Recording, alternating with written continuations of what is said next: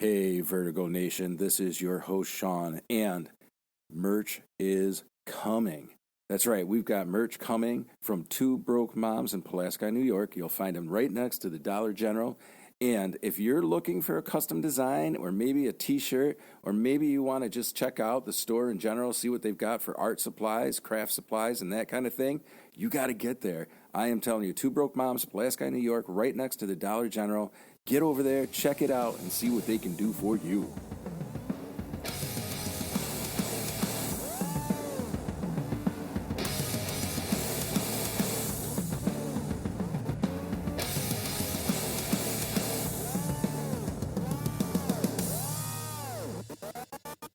Old school. He looks like a radio man. Yeah, I say that every one of my. I think I mentioned that.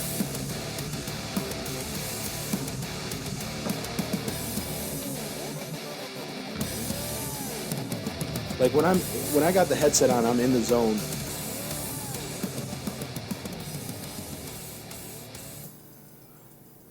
Hey, Vertigo Nation, welcome back for another episode. We have Ashley here again. She is going to be doing part 2 of her story. So if you have not listened to Ashley's journey, part 1, go back and give that a listen. You will not be disappointed. And around the table today, I have Ashley. Ashley, how you doing this morning? Good. How are you? I'm doing great, man. I'm so excited for you to be back. Thank you so much for that. And also, we have her husband, Alex, who is here.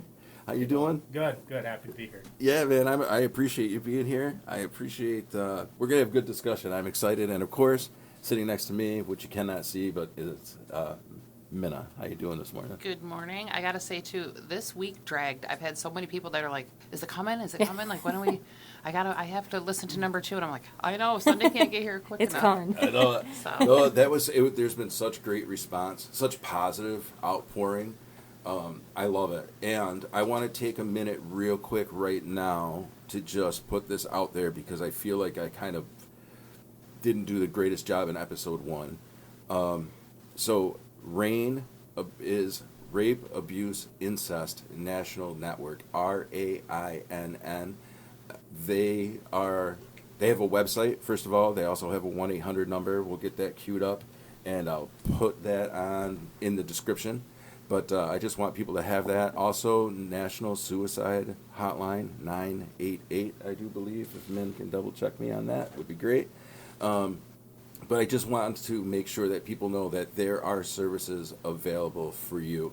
And just because you give the hotline a call, it's not only for people who have been victims, it's also for people who are family members or are trying to figure out if there's local counseling services that are available. So we just want to make sure that people know that those things are available, because I feel like this episode, the prior episode, how the Grinch stole Vertigo, another episode, the glow up of Maddox was another episode, where some really heavy mental health stuff came out. So I just want to make sure that people know there's no shame in talking about it. There's no shame in reaching out to somebody. I would rather people reach out than, sit inside their own head. So, yeah. 988 is correct for the suicide. All right. 988 is correct. So 988 is the national hotline for suicide. So, moving on. Again, so Ashley is back. Had some great response again to the last episode. And I thought, you want to start with, where do you want to start? You want to start with questions? Where we left off was you had just gotten back to New York. Yes. And it by no means was at the end of, the abuse story, because unfortunately there was no healing yet. There was no putting a name to the abuse for exactly what it was. In New York, coming to New York was probably the hardest part of all of it. You would think that if you listened to part 1 that New York, was my safety net. You were free. I had a roof over my head, I had a little bit more of a structure, so to speak, but I was back with Mom, who, if you listen to part 1, had never really addressed, any of her problems. And my stepdad was a very wealthy man. We lived up on Pillar Point, beautiful place. If you want to live in, coastal Maine, that's probably the closest you can get to it, is the Thousand Islands region of New York. It's absolutely beautiful. But with money comes some sort of power, and my mom had power to do all these things that she wanted to do. There was travel out of the country, where again I was back to being, left home alone. And the only thing that helped was that stable roof over my head. And I was in school, much smaller school. I went to General Brown. There was, I think, 92 or 93 kids in my graduating class. So it was a lot different than what I was used to. I wasn't just a number at school. Right. I was now, my teachers knew who I was, and immediately picked up on some things that were going on. I quickly figured out, now that I'm old enough, I can get a job. I can get wheels. We can start, we can work. We're 17 now. We're getting closer to being 18. That freedom's coming. Right. And that's exactly what I did. I got a job. My older brother, who I'll answer some questions about him. There was some brought up. Yeah. My older half-brother, we have the same mom, different dad, he had made his way up here, started a great career with the Facillo Automotive Group when they were in Adams. Oh, yeah, that's right. Super, super successful company. And he was pretty high up. He was one of their finance managers, and he got me a job doing basically like the delivery portion, the paperwork signing. Gotcha. Which for a 17-year-old to take on that type of role is huge. I mean, they worked with 30 some odd different banks, so there was lots of learning, but I've always been a quick learner. And it came with some pretty good money. I got hourly, and then I also got like a little bit of like a bonus on each vehicle sale pretty much. So immediately I was able to start making some good money, which I did, but it got to the point where money became a little bit more important than school sometimes. If I got offered a double shift, and my grades were good, so I didn't think they were going to Right. say anything. Well, being in a smaller school, people notice. So homeroom teachers would pull me aside and like, hey, we've got a bunch of attendance notes we need mom to sign. Well, mom's not home. So now I'm to the point where I'm forging documentation as a 17-year-old, which didn't really feel too serious. It's just school, it is what it is. Well, I was signing her name, but in my handwriting. And this is back in the days where you didn't always type your work, you handwrote it. So my teachers knew that it was my handwriting, Yep. I've always wrote in cursive, so I'm literally just writing my name in my handwriting. So my teacher, which was something I wasn't used to, back in Florida, it was your resource officers, your guidance counselors. Those were the people that dealt with the issues. I wasn't used to teachers coming and talking to me. So I'm going to give a shout out to Mr. Nortz of the General Brown School District on this one. Can't tell you enough the importance that these people do. Several of the teachers in that school are part of the reason why I became, and I'm working on becoming an educator. They really do push the envelope as far as doing more than what just administration expects of them. Not just, teaching X, Y, and Z and sending these kids home. They want to know what's going on at home. Did you eat? Why are you coming to school? Why are you falling asleep in class? These teachers know. So there's something to be said about these small school districts, and he talked to me. Mr. McDonald, again, shout out to Mr. McDonald. It was a lot of work to graduate on time. I'd missed, I would say, 90% of my sophomore year, all of my junior year, and was basically told when I entered the school in New York that I wasn't going to graduate on time. Graduating in New York back then, you had to take all of your regents because they looked down on a local diploma. A local diploma was just like a GED pretty much, and I wasn't going to get anywhere. Right. And with my background, unfortunately, I already was settling in a basket of ugly statistics. So I had so much working against me. And the work that these teachers put in outside of the classroom to make sure that I had the knowledge under my belt to take these tests. I was sitting in sophomore classes. I was sitting in junior classes because some of the regions you have to take the actual classes.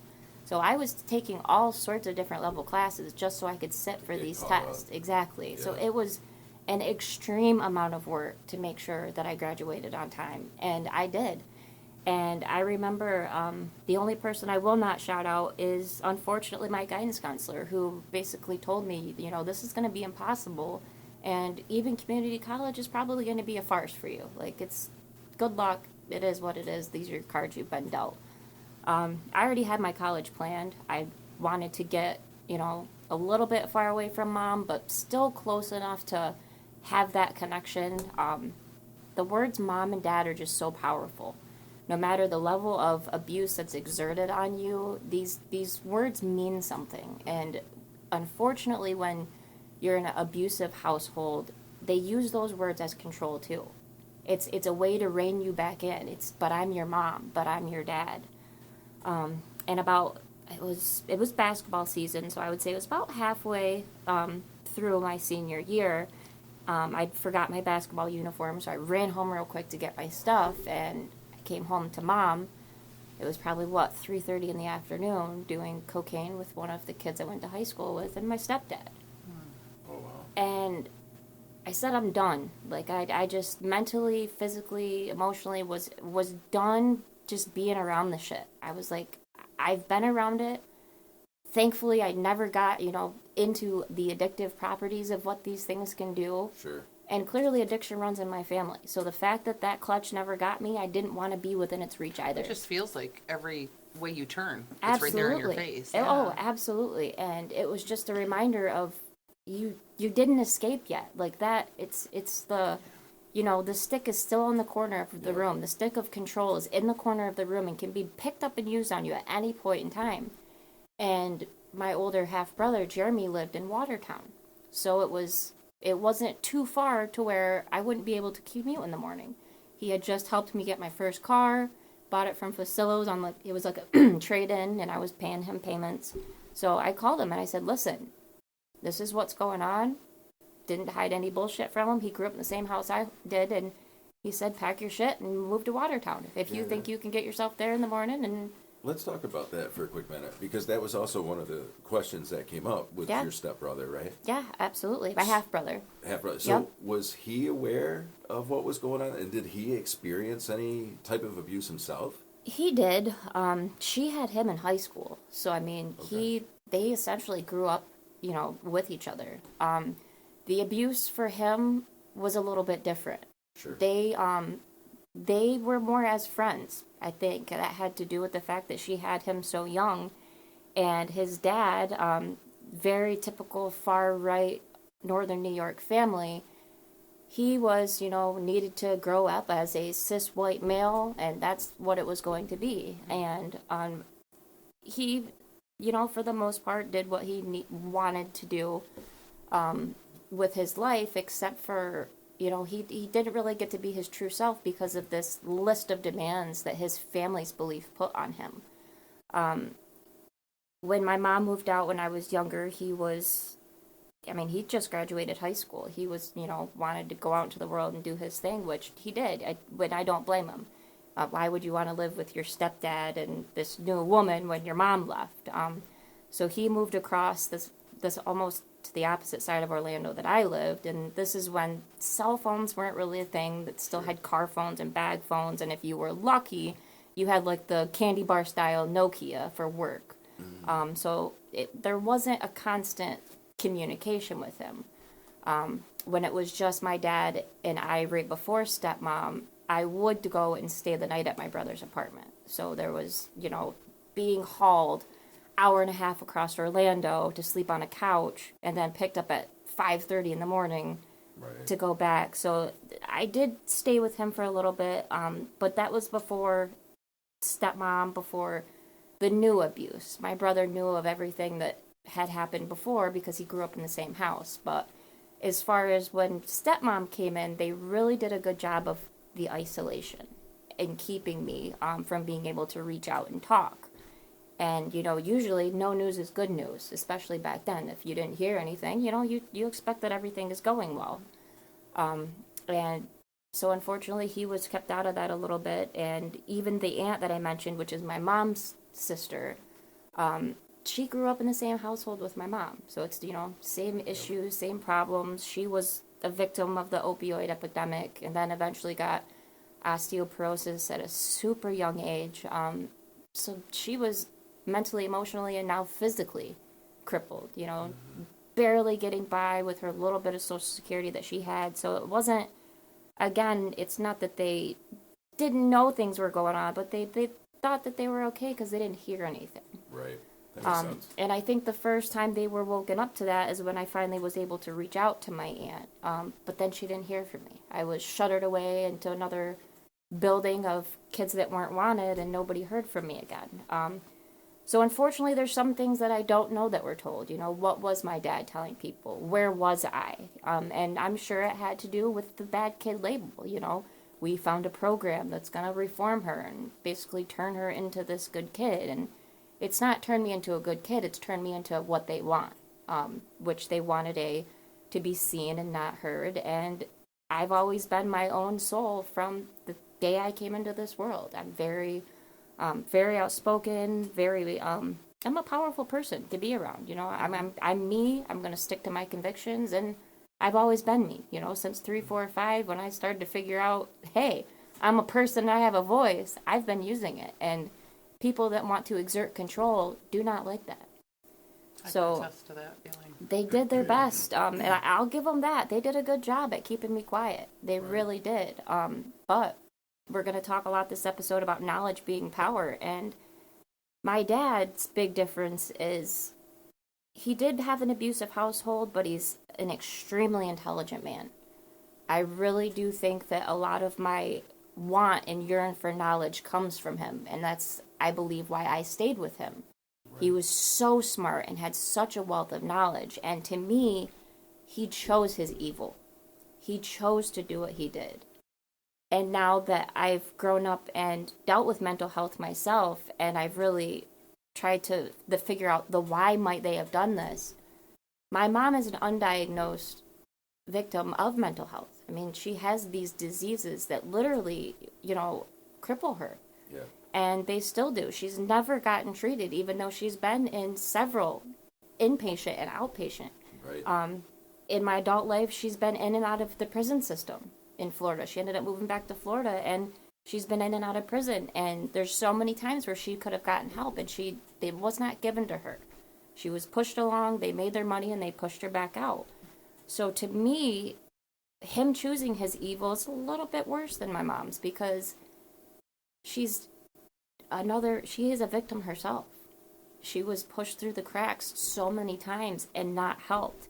So I feel empathy towards her. I really do. And I've had to forgive them for my own healing, but it's different when you feel empathy towards them. It's almost like I pity a life lost. And I think she's to the point in her life now where she feels like it's a life lost, but she has 2 kids that are fighting for their life. So it's not lost. And the fact that she hasn't healed mentally, she doesn't even know that. Yeah. And getting back to, you know, my brother and the abuse that he, you know, suffered, he just finished a several-month inpatient rehab program in Florida because he's gay. He's a gay man that ended up marrying a woman and having children who he has nothing to do with, because that's what his father wanted him to do. That's what was expected of him. And because he could not live his truth, he has been fighting substance abuse his entire life, starting with our medicine cabinet at home, starting with our alcohol cabinets at home, and then partying with my mom all through his adulthood. Yeah. And seeing him send me that, I was the first person he reached out to when he got out of that program. And there was no judgment. I said, we are still fighting. You are still here, and every fucking day matters. I said, you be proud of yourself, and if I could get to you and hold you, I would. Is this recent? Yes. Yeah. He just, it was just last month? Yeah, I actually remember I was doing something. Actually, I think I was downstairs watching a football game with my friends, and I came upstairs and had seen her, and she's just crying and crying, and I'm like, oh my God, what's going on? And she shows me the picture, and like I've never personally met her brother or anything like that, and like it just felt so great because I know all the struggle he's been through too, that he's taken the time to actually go and get help. Yeah. I mean, like there are a lot of people I think just don't think that the help is going to do anything for them, or like they might try it once and it doesn't work. But I mean, the biggest thing, like, sometimes you gotta just keep trying and trying. Yeah, I agree with that. It's especially with men, like it's almost in the society frowned upon for men to want to get help. Yes. Because you got to put on this tough exterior and just try to, in a sense, be a man and just suck it up and move on. But it's it's not an easy thing to do, and a lot of people will fight with their demons and stuff like that, and it's just it's great to come out and make yourself feel better and get those demons gone. It's an incredible feeling, and like I've done it myself too. Like I've had stuff go on, and stepping out of my comfort zone, because I'm always a packer. I pack everything down. Yeah. Stepping out of my comfort zone and talking to somebody, it helps 120%, and it's like a weight lifted off your shoulders. Yeah. Like I had said that to my therapist. It's like a weight lifted off my shoulders, and I feel free. And like I haven't even gone through half the stuff some of these people go through. It's just stuff that I've dealt with personally, and it's an amazing feeling, and I can't stress that enough. Like especially in men, it's like just take a moment and try. Yep. It doesn't hurt to try. Yeah, you have those, societal expectations, and how do you not start that mentality of feeling defeated? Yeah. So you've got to push that aside 100%. And start that forward movement. So it's incredible. It's just like people think vulnerability is like a weakness, and it really is a strength. Like I've never felt stronger in my life than telling people my story and these things I was ashamed of for so long. Right. So it's like society has taught us, It's generational too. I know in my family, the big thing was you be quiet. You don't shame your family's name. You don't tarnish your family's name. And my family culturally was big on you keep it under wraps. So what message does that send? Absolutely. You have to tell people to get help, but you're not allowed to tell people. Right, but you're not allowed. It reminds me of something too that I had learned through therapy myself is, what we learn, what we live is what we learn, and then what we learn is what we practice, and what we practice is slowly what we become. And so all of this work has to be done to reverse each of these steps, and that's huge. Yeah. And I think that also leads into, so for men, you've got stigma and stereotypes. Yep. And I think sometimes, too, it's hard because the people that we work with, the people in our community might have different views, and so you don't really want to go there, and that makes it difficult, too. Yeah. And then so you got all of this, and then on top of that, you're living and doing what you've learned from your own family. So, and then sexual orientation is huge, because I'm not We're sure just how emotional. old your brother is, but things are just now starting to be comfortable. Absolutely. For LGBTQ+. And so that's difficult, too. Yeah. And the other thing I'd like to say, too, like, you might not find the person to talk to the right person the first time. Like, true. Yeah. You might find somebody that you fall perfect in line with the first time. And other times you're not going to find that person. That person's just, it's not going to be a connection there. And there's so many different avenues to finding somebody. Don't give up. And just don't give up. Like, if you need to talk to somebody, just don't give up. Just keep pushing. You'll find the right person eventually. Yep. Absolutely. Yep. And that goes back to like these residential facilities that I was in. It's like one of the questions that I was asked when I shared this story personally in a message was, what can parents do? And it's just like a lot of other people with any mental health issue. It's like you want that quick fix. You don't want to face the shit. You don't want to. And a lot of people say fight their demons, but I have learned give those demons a seat at your table, because they're always going to be there. Whether or not you agree with the feelings that they give you, the things they make you think, you invite them to your table and you sit down with them, and you're going to realize that even demons have a story. Even demons have a purpose. I'm not necessarily a religious person, but if I was, I guess I would, I understand, Lucifer's story, and being himself and his truth, he was pushed away to hell. Yep. He was banished to hell because of what he believed and who he was.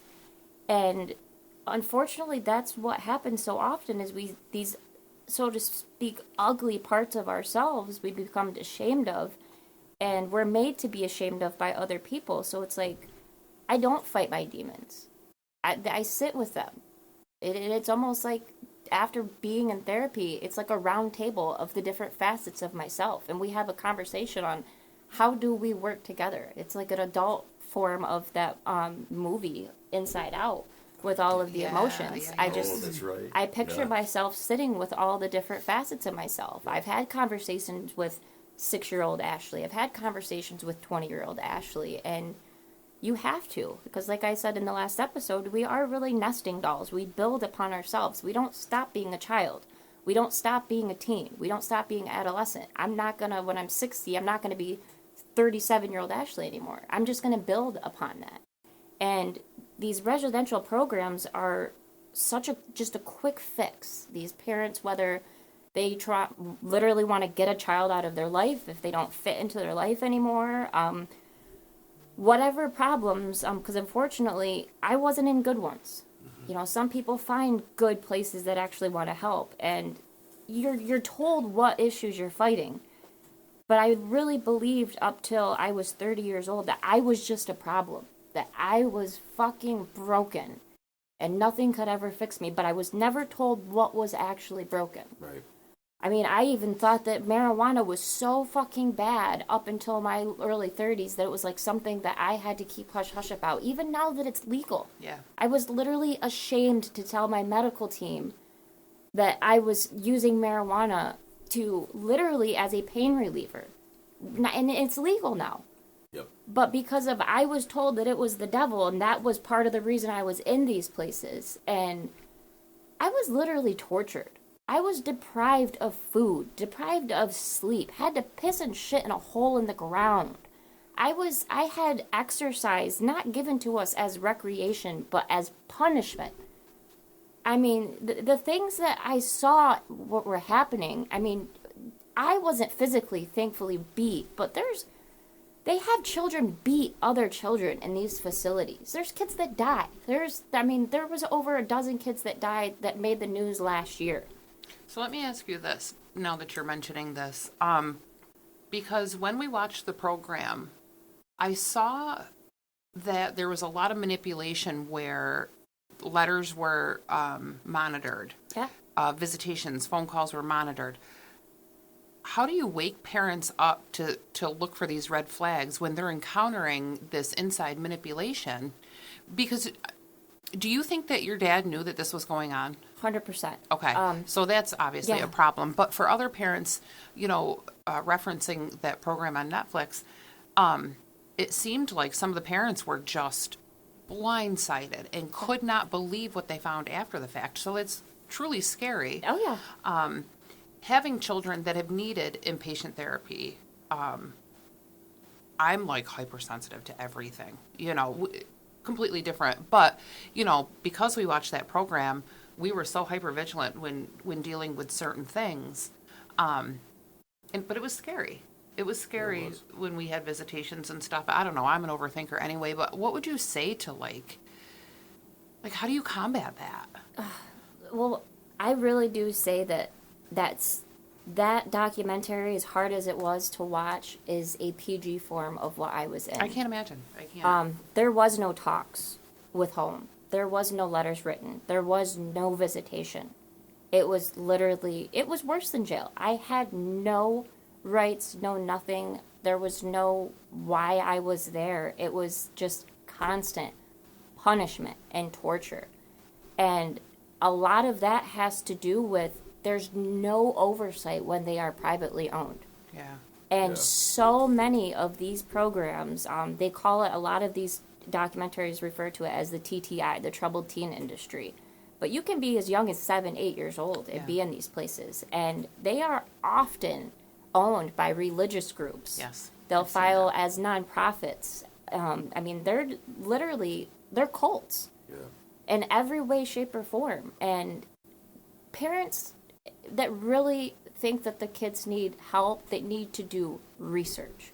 Especially nowadays. We carry around these bricks that have access to everything in the world. You can look up, accreditations of people, and you can look up, behind the scenes, who owns these companies. And so many, every program that I was in is privately owned. But they work hand in hand with law enforcement.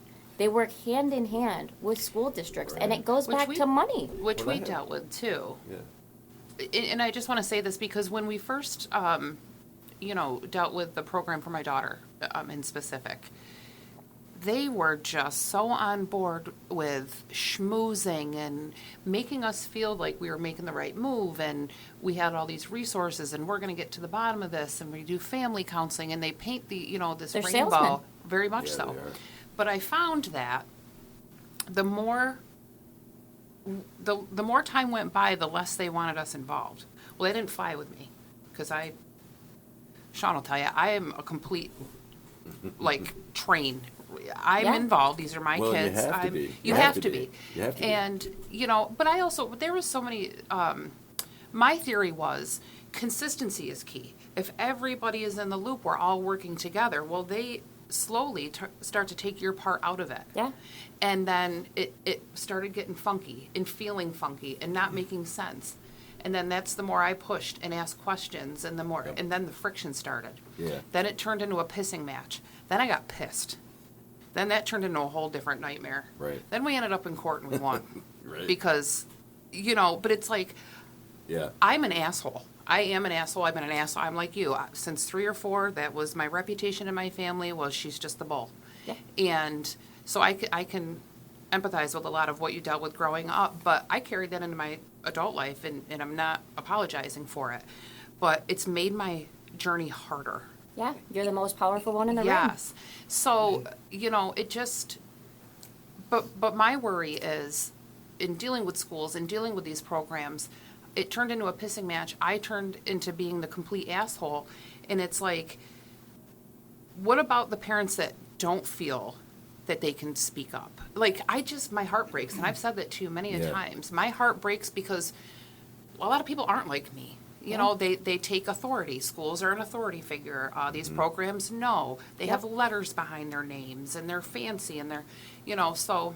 Well, and I think, too, a quick point is I think that these programs do a great job at expressing or demonstrating authority. Yep. And we as parents oftentimes revert back to like, okay, that's an authoritative person. We need to do whatever they're asking. Which is where I ran into But the truth of the matter, no, and it's great though, because the truth of the matter is we're all adults, right? Absolutely. And that silly saying comes to mind, well, we all put our pants on one leg at a time. But there's so much truth to that. Like, what gives somebody authority over another But person? they make you feel like your child's not yours. Well, too, that too. sometimes. Yeah. That too.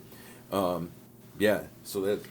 So that's where, I struggle as a parent, because I am over the top. I am very assertive. I am right there, involved. This is my child. I see her future as changed and like healthy, where, they just are doing whatever it is to get that money that they're getting. Absolutely. So there was a lot of headbutting towards the end. And they do manipulate the child, and they do. I mean, it was hell for us for a very long time. But I fear for those parents that don't have that courage, because these people are not authority. They're not, they got Yeah. CPS involved. That's fine. Sit down and have a cup of coffee, because I'm ready for you guys too. Yeah. I've had state troopers in my house. And I would look right at them and say, if you think that I'm going to act like Mary Poppins Yeah. because you're standing here, you got another thing coming. Which again are just parts of a system, very Yes. antiquated systems. And they pave that system in on you. And so I guess my thing is for parents that are scared, there are advocates, there are, people that you can talk to. Obviously, reach out to Ashley. Myself, I'm always available. But I do fear for parents that are a little bit more meek and a little bit more scared and not really understanding that you can be in the front seat of this bus too. Yeah. And I think it goes to, we got to get back to community. Like, we've given so Yeah, that's much what I was up gonna to say. this Yes. system, Yes. these powers that be, that ultimately we give them the powers. Like, I've become a huge advocate for voting, the fact to use your voice. It's like, the president may not necessarily have influence here in Sandy Creek, but that's where it starts. Yep. You become involved in local You things. gotta ripple out. You know what's going on, and you have a voice, and you use it. Yeah. Yeah, exactly. And- I think too, hold on, one No, quick you're thought, good. and then you're good. The other thing too, I think, is why not, for the parents that are for parents that have children that are in these places, why not start a parents group?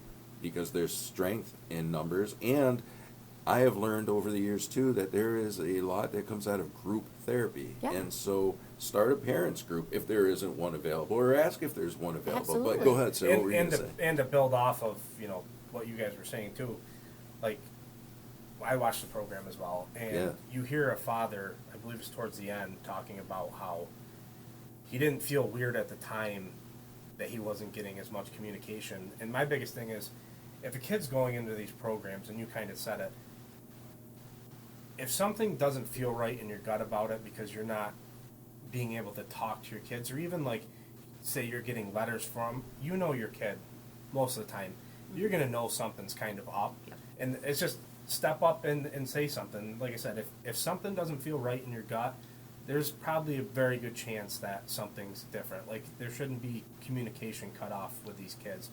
Then in my opinion, you have them in the wrong program. Yeah, Right. very much so. Yeah, and I think it goes back to what Ashley was saying towards the beginning of our conversation today is you got to keep telling somebody too. And I think even as adults, we hit roadblocks and we forget that rule that we learned, forever ago is if someone's not listening to you, you got to keep telling. So if we're not talking to the right person, find the right person. And I think a lot of times, especially you bring up that this is a business, troubled teen business, right? What did you call Industry. it? A TTI? Yeah, TTI, Troubled Teen Industry. Yeah.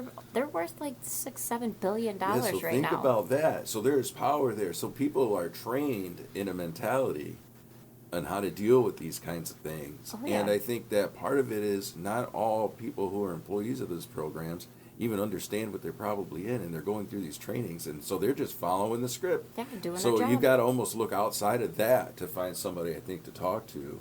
Yeah, You know. because the biggest person that I had an issue with was like the director. Right. Her program. Exactly. Oh, Exactly. her and I. That's kind of what I was thinking about, was that exact situation. But people on the inside, it's like military training in a sense, right? You're Oh, trained on absolutely. how to handle these situations, and you're given a script on how to handle these situations. So sometimes I think that's where the parent groups would be great, because you got to go outside of that. Yeah. You know? I actually had a conversation with somebody when I was actually talking about Ashley, and he had brought up the point to me. He's like, listen, I remember playing softball back in the day, and we'd go by this place, and talking about the one on the Netflix show, we'd go by this place, and people would ask about it, and you would never really hear anything about it. And he had said, I always thought that was a little weird, and like that should be a huge red flag. Yeah. I mean, I don't know how old he was at the time, but I just ask anybody that sees these things or knows this stuff, and if something's put so hush hush and you don't want to hear about it, for me it makes me want to kind of investigate more, because Yeah. it's like, what exactly is going on there? And realistically, you could be saving somebody's life stepping in and speaking up. Well, what bothered me about that program, and not to get too far off topic, but was like the fact that the community was willing to keep hush hush because it brought employment. Absolutely. It was a huge production, it's like that rippled out so far.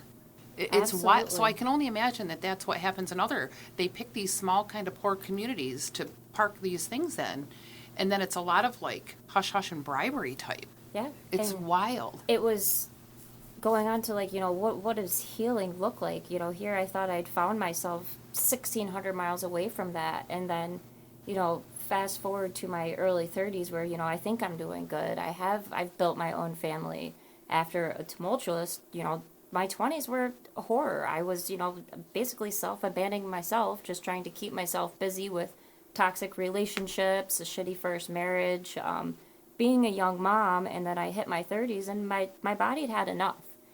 And my early 30s were spent with these on and off episodes of health issues. Like I'd be fine for a few months and then I would be deathly ill. I mean, in hospitals, emergency rooms, I've seen dozens of specialists over the years and nobody could ever find anything. My blood work's always fine. CT scans look good. Everything else, can't ever find anything. And then, I get into college for early childhood development. So I'm studying what this does to your brain. This abuse physically changes the neuroplasticity of your brain to the point where it looks like on an MRI you have, blunt force trauma.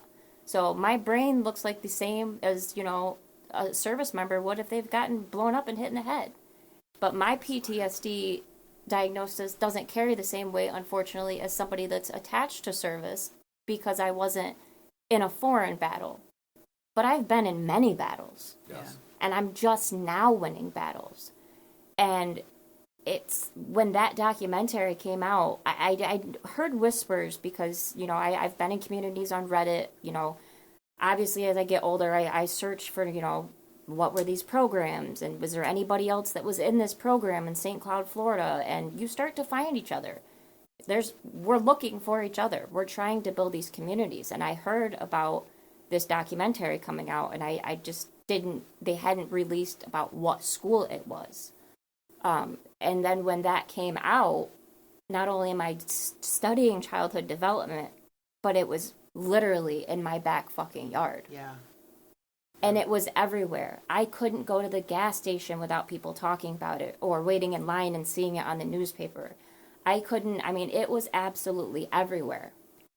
And then I found out that one of my longtime friends in New York and one of my tattoo artists worked at Ivy Ridge.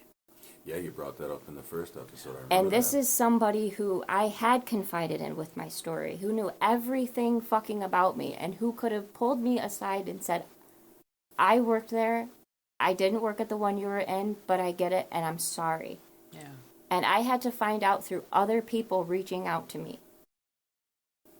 This is somebody who is a service member. This is a veteran.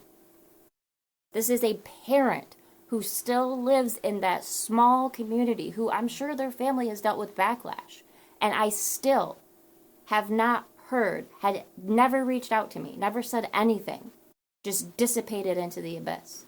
So now I have physical tattoos that I'm very proud of, that I carry with pride.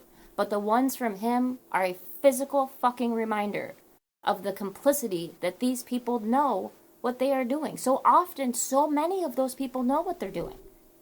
Especially members of the military, who in several of the places that I was in, there were veterans that probably didn't get the help that they needed. Yeah, And who were passing their trauma on. Hurt people. And that's so true. I've talked to you about this. I thought because I had an old friend from high school who grew up to be like a social worker and a victim's assistant advocate, and does great work. However, if you look into that individual's household, it's like, yeah. So you got to wonder, and this was always something in the forefront of my mind when dealing with my daughter Nora is, why is that director the director? Why does that lady do that? Why does that guy work there? You have to feel some kind of commonality and pull, and it's either going to be, I had a shitty childhood and have commonality and I want to make a difference, or I am repeating. Absolutely. And you have to be leery of what face you're looking at. Right. Are you somebody that wants to make a difference, or are you here participating because you have some kind of sick connection to it? Absolutely. And we've talked about that. It's very true. I think especially in the human services field, industry, whatever you want to call it, it's kind of both. I feel like that's very true. Yeah. I remember when I first went to school at a high school, I wasn't sure what I wanted to actually be, I think, right? But I went for, what was it called? Humanities, liberal arts, whatever, to kind of, it was a path where you could go into psychology, you could go into social work, you could go, it was meant to be like a 2+2 program. And I remember a teacher talking about how people come into specifically like to get their social work degree, whether it's a bachelor's in social work, master's, so whatever, but they come in because they need therapy, and school becomes therapy. Yeah. And so I think it's so true in the human services field in general that a lot of broken people are in that field. And that doesn't mean they're not doing good work. Right. But there are, I think, a majority who are broken and unaware of their brokenness or passing along their brokenness. And it's a smaller percentage of people who went into that field understanding why they went in. To make a difference and do positive. So that brings me back to your tattoo artist. It's like, you got to wonder, okay, what was his past? And then now, like, the shame and guilt that he's feeling, which... Hopefully, absolutely. Because, like you said, these people are choosing. Yeah. The person that I butted heads with so bad in my daughter's program, she was choosing to be an asshole to me. You know, we had so many opportunities where things could have gone so much better, and she was just rotten. And it felt malicious, and I don't know how many times I told you that when I had to deal with this lady, and I'm like, she's just an asshole. Well, and that's where I think Ashley bringing up, the industry, it like all clicks. It makes sense that this would be an industry. Yeah. I mean, She's got to keep her paycheck, so she's got to, She's got a role to play. Yeah, it's sick. So, feeling that betrayal from you, like with your longtime friend, like I can't Somebody imagine I that. confided in. And then people reaching out to me knowing that I'd confided in him. Two of the other artists, which were the best ones there, got up and left and started their own. And that's a hard thing to do. Yeah. Tattoo artists, unfortunately, even in today's world, aren't taken as serious artists most times. Absolutely. And to just pack up and leave because you know what that person's done, that's an act of diplomacy towards being on the right side of history that to me. association. Absolutely. Yeah. And when they reached out to me and told me that, like, holy shit, I had people on my side. And they weren't even the ones that I confided in. But when they knew that they were looking evil in the face, they decided to be on the right side of history. And going to school for education was really the beginning of my therapy. Like, as I'm learning about that, and then that documentary came out, and then looking at my daughter who was 15, and thinking about by the time I was her age, I had been a drug dealer. I had been raped in my own home. I had been kidnapped by police at my father's request. And I'm yelling at her for being on Xbox too long. I felt like shit. The things that I do to her keep me up at night, and I think I'm being a bad parent for, did you brush your teeth? Don't have that before bed. And I'm like, how do these fuckers sleep? Yeah. How do any of these people sleep at night? Well, because it's like, being a good parent is hard. Because I have faced so much of my own trauma and reflecting different periods of my life while she's going through hers. I think parents feel defeated. I mean, I know how we felt defeated for so long, and it's like we are trying so hard to push our shit back to protect and to teach, and it's like you just feel like it's that much more steep of an uphill battle, I also pick up on the fact, too, of when we're parenting right? Because I hear you saying, don't want you, don't eat the candy before bed, or did you brush your teeth, right? Then that's what I would call the quote-unquote normal parts of parenting. But how foreign that feels because of the cycles of abuse that we were stuck in. You feel like a bad guy. Right.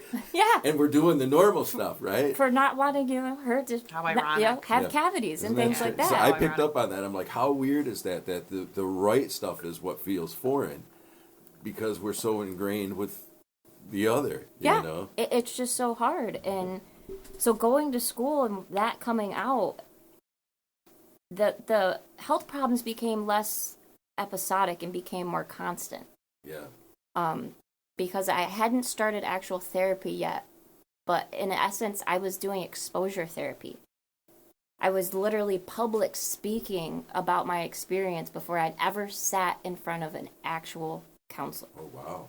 I graduated with a 4.0 in early childhood development, so I was kicking ass at learning how to treat kids, how to not treat kids. Well, all your stuff is tough. Absolutely. And it was bringing up so much, like I'm going to triggers school, there, right? right? I'm an adult learner in a room full of 19-year-olds talking about, my examples of, going against Piaget theories, and this is not how you treat a child. And I had jaws on the floor of kids that are like, holy shit, I'm going to be in a classroom of 30 of these kids and half of them might have problems. Like, the kids that would come to me after class and just ask me questions like, how are you doing this? And it's like, I'm doing it for little Ashley because nobody else did. That's right.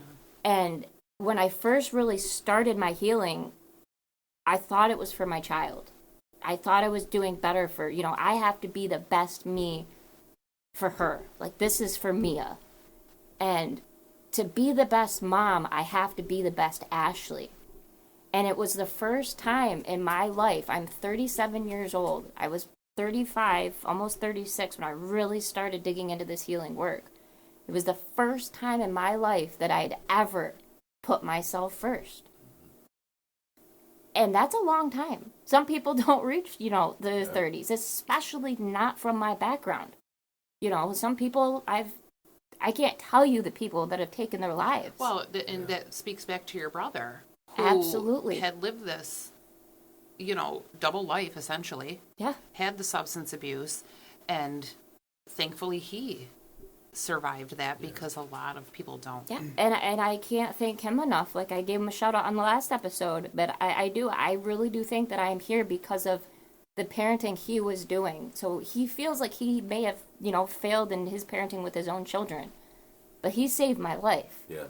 So many fucking times because he put me first and he was a kid. And when I first started to put myself first, it felt so weird. It was so scary. I was like, if I take an hour out of my week to talk to somebody, that's an hour I'm taking away from my daughter, an hour I'm taking away from my husband. But this was the first time that I was telling somebody, an actual licensed person, out of all of these residential places my parents put me for help, the first time I'd gotten real help was on my own accord because I put myself first. That's something. And I spoke to one person, because unfortunately he is 1 or 2 years away from having the fancy MD title, so he can't he can't prescribe medication. And going through this, I was afraid to leave home. I was almost bedbound. I was bedbound for months. I'm not a large person, but I sit here 115 pounds. I was in my 80s. I was 85 pounds when I was really starting to face this. And, 20, 30 pounds may not seem like a lot, but that's a quarter of who you physically are as a person. It hurt to walk. It hurt to sit in the shower. I had to get a fucking blow-up pillow, like a travel pillow, to sit in the shower because I was too weak to stand. And that's where this had gotten me. So I'm, passing every test with flying colors as far as blood work and all this. And trying to get my Western medicine doctors to believe that, hey, our brains are a part of our body. And what's going on is because of this. And you only get 15, 20 minutes to tell these people what's going on.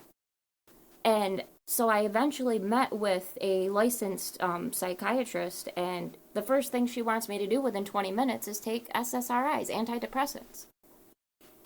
If you've had a bad thought, you need to be on antidepressants. And I trusted this person with the fancy letters after her name, thinking, she's got more experience. She knows more than the person who I sit with every week. And I took them for a month, and I felt numb. I wasn't feeling, and that's not what I wanted. Right. I needed to feel. I needed to grieve. I needed to be sad. I needed to cry because I'd never been able to do it before. Right. The only feelings I felt were shame, abandonment, isolation. I didn't feel the grief of being literally abused by my parents, by my sexual abuser, by my school, by the police. I'd never grieved any of that. So now I was on this medication for something that I spent 15 minutes with her, and I trusted her just because of the fucking letters after her name. Like, I'm still naive in my early 30s, Yeah. It's like, holy shit. And I went to him I woke him up in the middle of the night and said, I can't do this anymore. Like, I'm seeking help to feel. I need to feel all of these bad emotions, no matter how bad they are, because I need to get them out. My cup is overrunning, and I need to make space for joy, for future grief. Like, I've got so many damn animals that are my best friends. Like, they really have been there for me like humans have not. But unfortunately, other than my tortoise, I'm going to have a lot of loss in my future. And I want to be able to grieve them. They deserve that. The love that they give me, I want to grieve my guinea pig. I want to grieve my cat. I want to grieve my dog. Because the friendship and the conversations that I've had with them have been more meaningful than most people that I've talked to.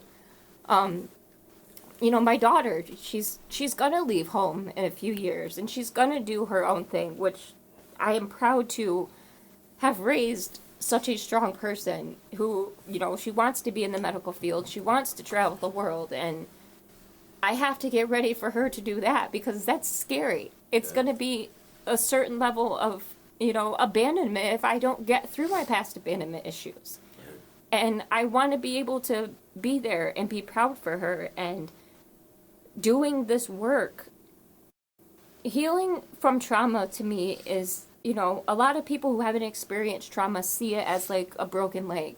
Yeah. You go and you get your bone reset, you get a cast, it heals, and, you might walk funny for a little bit because you have weak muscles, but you'll get that strength back. And when it's continuous trauma and it's real trauma, I told him this, it's like an amputation. It's not a broken leg. You've lost a part of you. I lost my childhood. I lost my adolescence. I lost my parents before I even had them.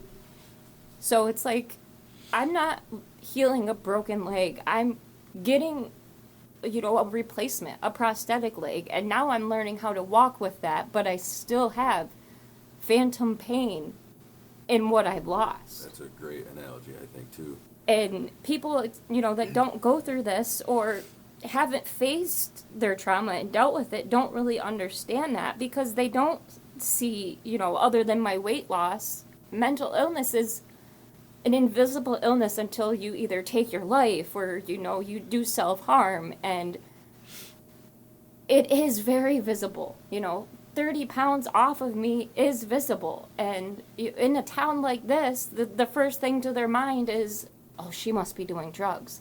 Yeah. Can't tell you how many times I've been in the thrift store or the grocery store and I've heard the whispers. Old people don't whisper quietly. They're fucking loud. Yeah. And especially in a town of 700-800 people, everybody knows everybody. And unfortunately, people know my mom.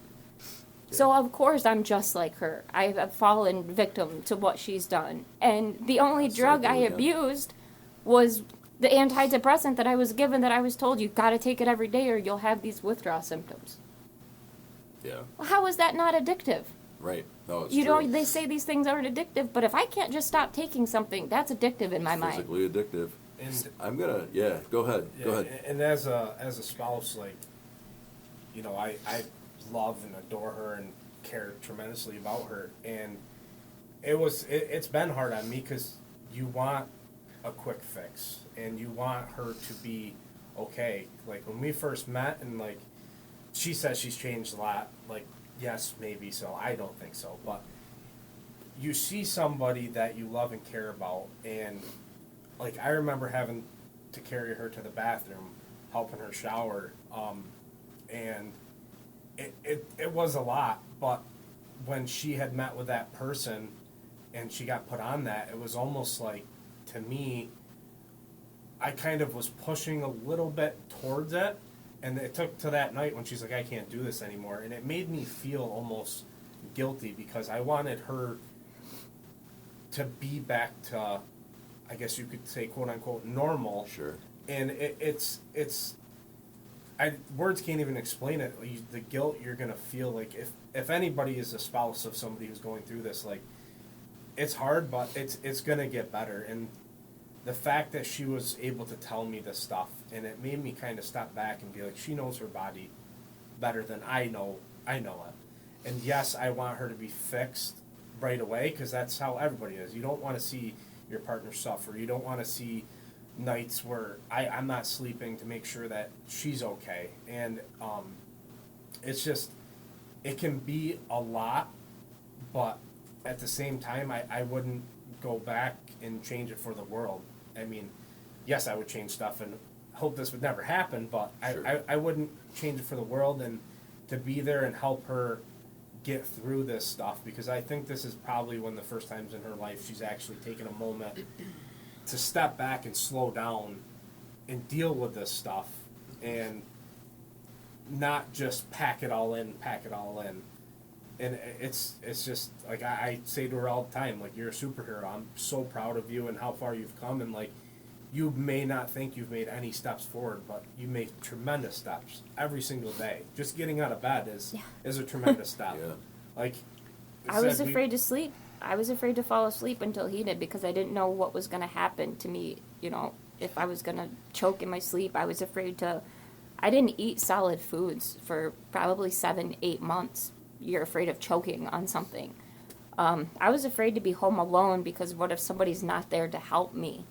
Well, and this says a lot for you too, because, and I can speak this of Sean, you have to take some credit too, because if she didn't feel safe, she wouldn't even be doing Well, this.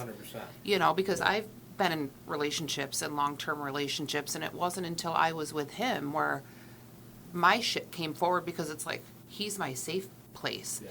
And so that speaks so much to you for whether you knew you were doing it or Yeah. not. She feels so safe with you that she was able to start this Yeah. snowball journey. And I'm glad you brought that up, because I was going to say too to you, from like kind of a guy to guy thing Yeah. of like, it's hard because we're watching this and we don't know what to do, and I feel like sometimes we're programmed to be these problem solvers, and in these situations it's like, what do you do? There's no You know? solution. And so Yeah. right, and so just the fact that you were able to be there as a support, I think, is so incredible. And I think that we need to be vulnerable in that sense of like, we don't always have the answers, Yeah. And and it's that's okay. difficult.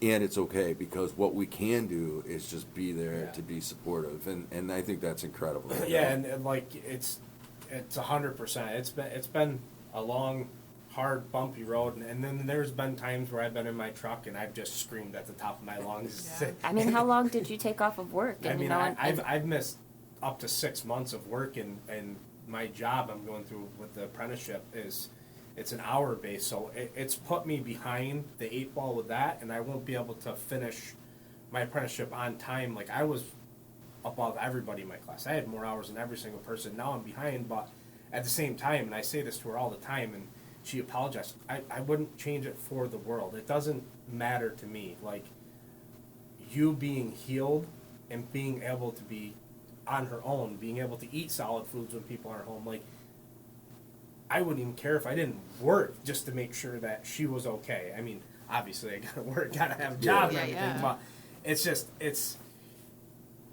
I can't say no. It is tough. It's been tough. It's Well, been it's a very, brought very up- hard journey. But it's brought up societal norms and stigmas that men have to, if you don't work, you're lazy. And he's been called out, by friends, family, when are you going back to work? When are you doing this? And it's like, this motherfucker's working harder right now than he ever has in his life. Yeah. And I've been lucky too with like some of the people that I have worked for, because I'm not an open person. I don't really talk about stuff, and I've had a couple foremen that have essentially changed my life. Like, have it's hard because I get emotional about it, but they Take your time. they have reached out, have been supportive, have done everything for me. I even Sent I've checks. I've sent money to me, and like it's without them and being able to accept, and because I know it's hard on them, they expect you to be at work every day, and then there's days where I just call in because either I've just had so much going on and I'm just mentally and physically tired, or we have something that she needs me to be home, and a lot of these people have stepped up, and like the brother and sisterhood within my company and the companies I've worked for is just, it's been very incredible, and I'm so thankful for them and the people I've worked with that have like taken me and like stopped and talked to me. Like, they don't have to do that. I could just be a number and just, hey, you know what, or just get rid of me. But a lot of these people have stepped up and helped out in tremendous ways, and I can't thank them enough for that. Yeah, support systems are incredible. Yeah. And when you have an employer that is supportive too, that makes such Yeah, they have no difference. obligation to you. And that's Exactly. amazing. Yeah. So that's a blessing in and of itself, for sure. Yeah. And it's another form of community. It's like Yes. they very easily could have let him go, but the fact that they didn't and they've been there. And if it wasn't for our insurance, I couldn't afford this, the healing that I'm doing. I have a stack of medical bills that's honestly probably a foot thick right now. And even though it's, only $20 copays, when you've got that many pieces of paper that are 12 inches deep, that's a lot of fucking money. And some of the pictures I shared with you, I've gone through extensive dental work recently because I had braces while I was in these programs, but never had treatment. That's right, And it's yeah, you were literally talking about that. messed with my jaw and my bone structure to the point where I'm physically, financially, emotionally paying for this. It's just been so hard, and I'm going to have to get braces again, which is going to be another form of exposure therapy, because that's part of what got me here, is getting braces and not getting taken care of. So not only the abuse on X amount of levels, no counseling services, minimal to nothing. no healthcare services. Yeah, not even access to a toothbrush sometimes. I was 9 times out of 10 getting help from other kids. I feel like prisoners in regular jails get treated way better. Yeah. Which Absolutely. And it's just like when we first got together and all this stuff, and she had started telling me these stories. It's like, I believe her because she's my wife, but some of the stuff you hear is just like off the wall, I'm sure. Off the wall, and it's almost overwhelming to some degree. And when the program came out and you see what they went through, it's like, oh my God, like, it's one thing to hear it and then actually visualize it. It's like, just validates the whole. Yeah, it's just that's the word it's Yeah. it's insane. Like, you can't even put it into And then words. how do you process? Okay, fine, it's one thing to watch it on TV. I'm sitting next to and in love with somebody who went through this. That's so heavy. Yeah. How do you even process that? I've said it before, and I mean, it sounds Day by day. you almost go numb to some of the stuff, and that sounds, in my opinion, sounds terrible to say, but it's nothing surprises me anymore. Yeah. Like, listening to these stories and hearing this stuff, it's like You become hardened and desensitized and cynical. And I try Sure do. I try my best to really feel for the people and everything like that. But like I said, it's just like it nothing surprises me with that, and the only thing I can do is talk about it and bring it up and have people listen. Like, I mean, people are just going to go in one ear and out the other, and hopefully maybe things I've said to people, it's gone in, they've really taken and it's helped, and they've gone and helped somebody. But it's definitely something that is not lightly taken by me, and like I almost wish I could do more to help it out, but I mean, it's only so much I can do. You can only Just process keep going, that in such a way. Yeah. Yeah. No, it's true. I think talking about it is huge, because that's the whole point. People aren't talking about it. So then when you are brave enough to tell your story and find somebody that you can tell your story to, it does sound a little out there because people aren't talking about it. And so Absolutely. why would we think, like, no, that really can't be a thing, right? Well, she feels one in a You know? million when Yeah. she's not. Exactly. She's but a huge then- number, Yeah. which is a that's a huge. But nobody's talking about it is the Right. problem. If And that's more people are it's talking the about first it. step, and Yeah. it's hard to be. There's been a great number of celebrities that are my age. Paris Hilton, That's right. Chet Hanks, Tom Hanks' son. There's been so many famous kids that their parents had a lot more money than my parents, so they could send them to all over the place and be shoved away. And thankfully they've come out with their story, because money has weight and money has power. And I shared a news article with you about Paris Hilton going to she's lobbying in DC for these bills to be passed, for there to be transparency with parents, and for there to be more regulation in these programs. And people may have found, like, I've had people that reached out when I was sharing things on my Instagram about it being triggering, and but if we don't, as a historian, as a educator, as a survivor, if we don't look at our past and learn from it, our future is going to be just as shitty. That's great. I mean, there's things going on right now that's the way it's always been done, so we're going to continue to we're going to continue to do that. And I mean, Holocaust seemed like it was forever ago, but there's Holocaust going on in several areas of the world right now. So what did we learn? We just learned how to do it better. We learned how to share it on social media, and now people are so numb to it, they just scroll past it. Those are humans. Those are moms. Those are dads. Those are children. And if we don't start with talking and then move it into action, which I'm not thankful that, other kids had those experiences, but I'm thankful that they have a bigger platform than I do to be able to put this out there and to make it change. And as part of me becoming an educator, I feel like that's change that I can make. If I can catch a few kids from falling through the cracks, if I can make sure that, my classroom is a safe place in and out of the walls of my classroom, because the reach of educators is so much further than what they think it is. You know, they're afraid of administration because ultimately they are the authority, they are the power.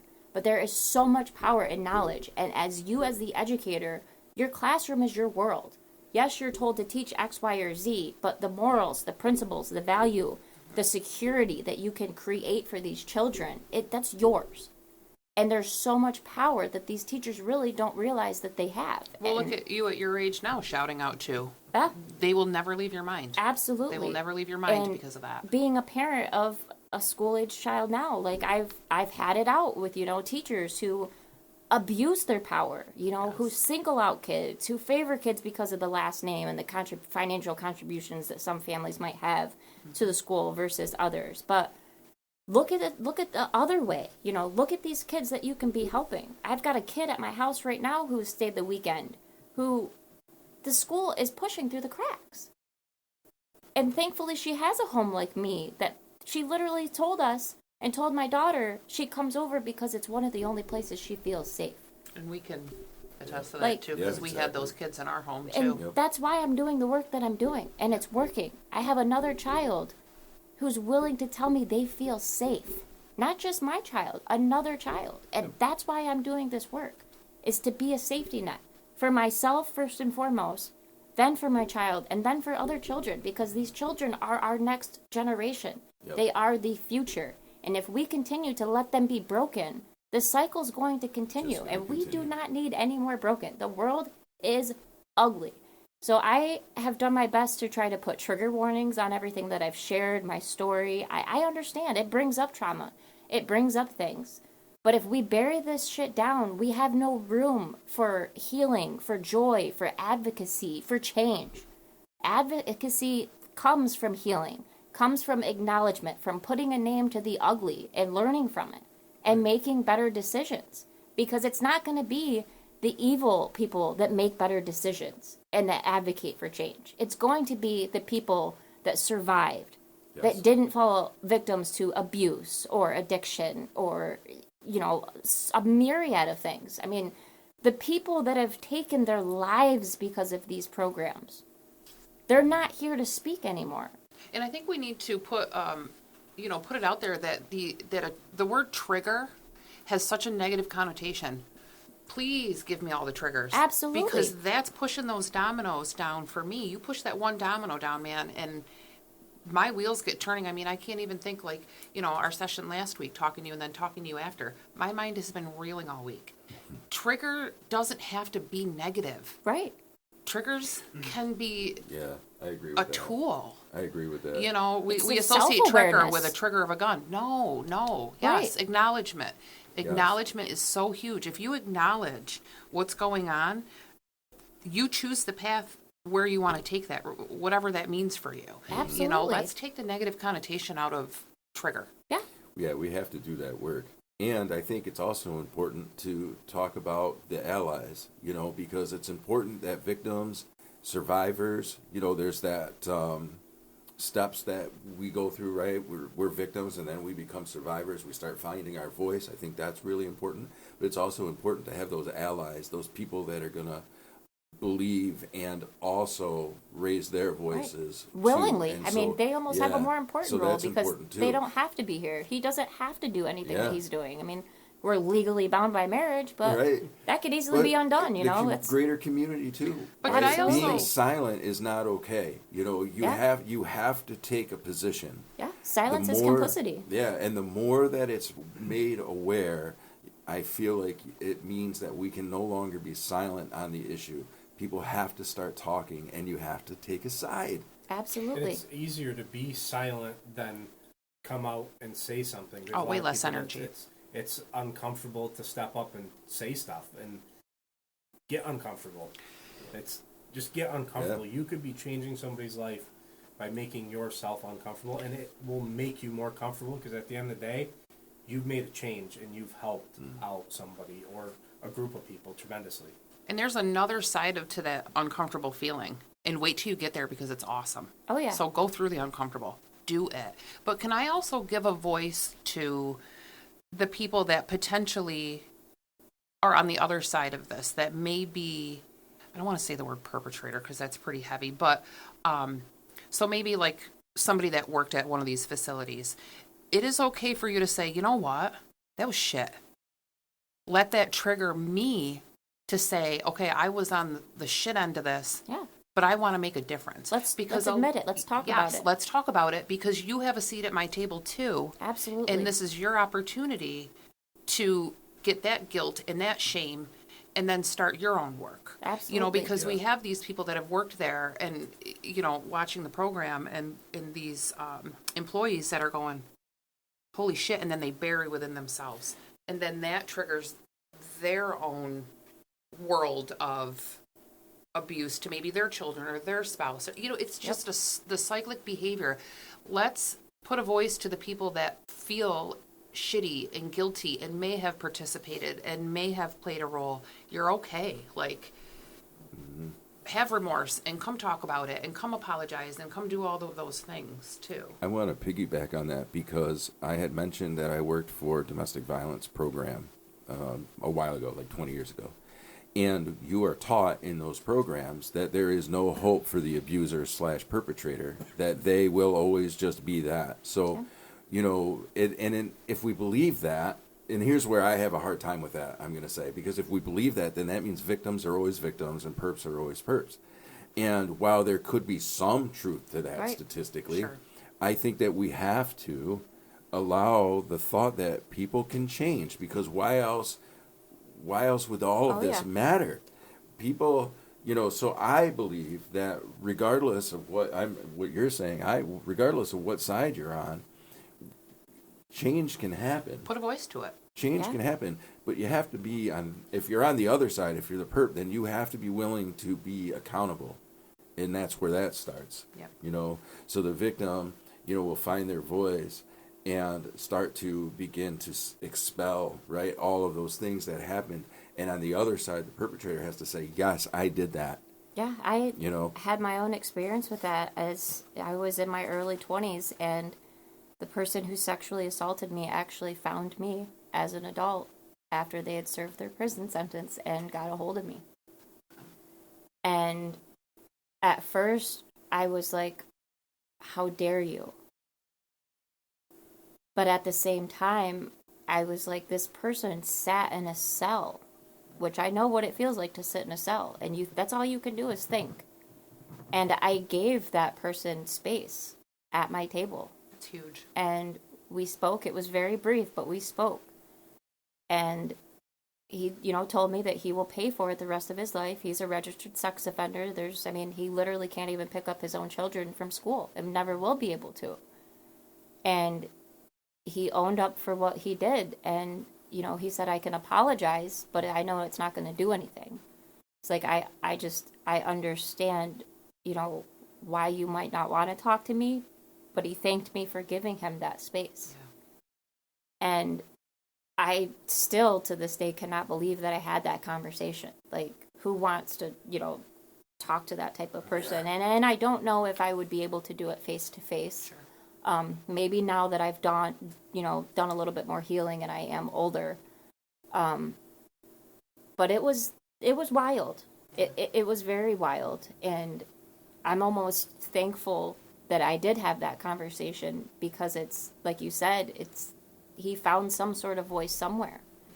And we have so much going on with the Department of Corrections right now in our own state. And, you know, I side with the corrections officers on some.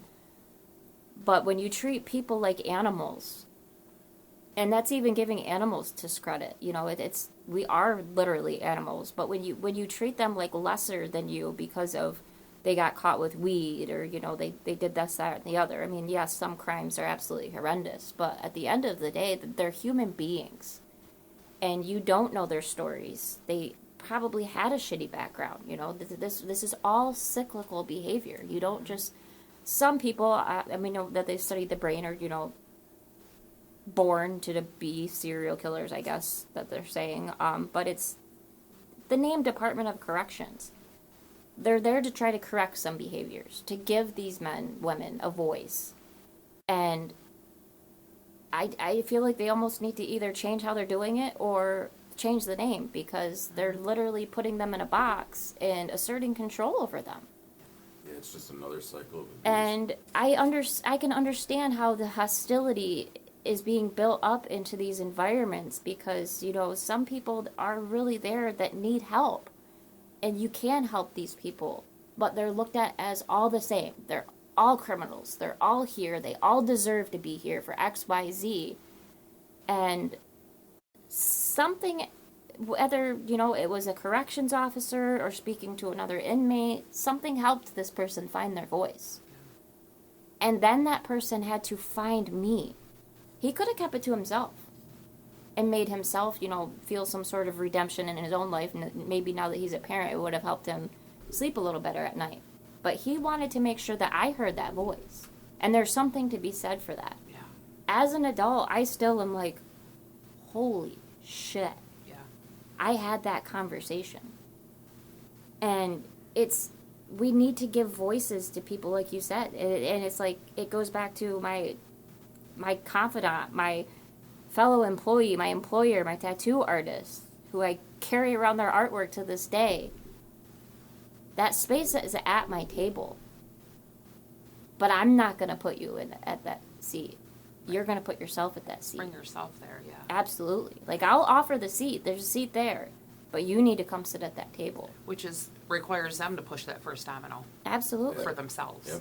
And it's... There's work to be done. There's work to be done. There's healing to be done on both sides. And it's the desensitization, the dehumanization that all of these systems, the education program, the corrections, these troubled teen industries, there's so much dehumanizing going on that it's so easy for us to be disconnected. And social media doesn't help. I mean, we've got wars in our face. You can see, you know, people being blown to smithereens live on the internet, and it's like, it doesn't feel anything to us. Yeah. It's all there. But because we're so desensitized, and then we dehumanize anything that doesn't look like us, doesn't feel like us, people that we may not be able to relate to. But sit down with them, listen to their shit. You relate to them so much more than you know. Doesn't matter their color, doesn't matter their gender, doesn't matter who they sleep in bed with at night. There is something you relate to in that person, and it's the fact that they are a fucking human. Yeah. And when you dehumanize people, it's not just the people that are being dehumanizing, it's the people that are doing it that are being dehumanized. Like, if you're racist towards somebody, yes, it dehumanizes the victim, but you're also dehumanizing yourself. You're desensitizing yourself. Right. I agree with that. And you're breaking the bond that we have as humans. As people, yeah, I agree with that. And it's so disgusting. It's another form of control. Yep. And when you stop controlling people, you get authentic beings. You get people. You get humans back. Yep. My brother is in his late 40s, and because he's just now able to live his authentic self, I see a human and I don't see a shell anymore. Yeah, the soul So comes back. awesome. Almost, it's kind of almost what we were talking about last night, ironically. Yeah. And we can save that for another episode. But we were talking about healing and healing journeys and such last night. And I think that what I hear you saying is, when we are abusive and nasty to one another, dehumanizing, all of these things that you just mentioned, I don't need to repeat, because yes, I agree with all of that, right? Pieces of the soul are being ripped Absolutely. out, and we're empty. You know, this is just this body becomes just a shell. Yeah.